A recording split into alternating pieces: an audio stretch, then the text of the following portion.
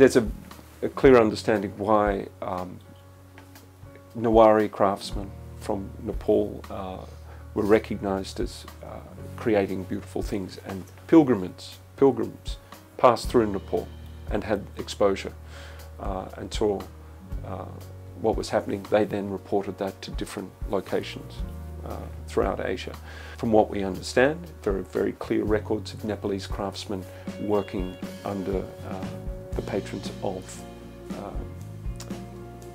important monasteries in Tibet, as well as the imperial court in China, as well as in Mongolia. You know, these, almost like a guild, sort of an artistic collective, would be then commissioned to either through following their teacher under the guidance of an important lama, or whether it was purely from an idea that they were going to be earning money. That part I don't know.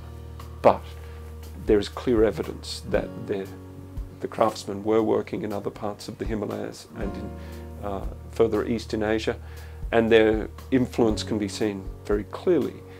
Nepalese sculpture was crafted in a specific way that I think represented the physical attributes of the people.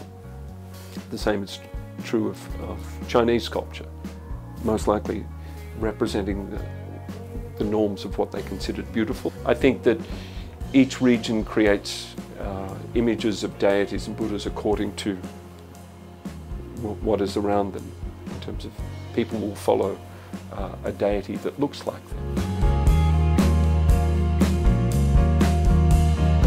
One of the most distinctive features of Nepalese sculpture is its portrait, it's its profile. A very distinctive, long, slightly curved nose, a broader, almost squared face. Straight away when I see this face and I see this nose, I think that's Nepal.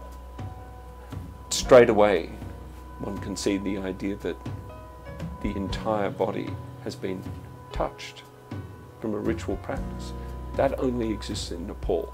The Tibetans do not touch their sculpture. Chinese do not touch their sculpture. The Indians do, but in a sense of there aren't many still extant large-scale Indian Buddhist sculptures still around, so we don't know. Some were certainly preserved in Tibet, but particularly from the Pala period, you can see the faces are almost worn away. For Nepal, in the earlier period, sort of from the 15th century and before, pieces were solid cast as opposed to lost wax or hollow cast. So they should be very heavy earlier sculpture, and made out of almost pure copper. So they, unlike Tibetan and Chinese sculpture, is a more of a copper alloy. So what's more commonly referred to as bronze. So there are all of these traits that tie in together, which are not constant. What was true in the 8th century was not true in the 10th century. Changed again in the 12th century. So you see a progression. So what you expect to see in a 19th century Nepalese sculpture is very different than what you expect to see from the 13th and 14th century.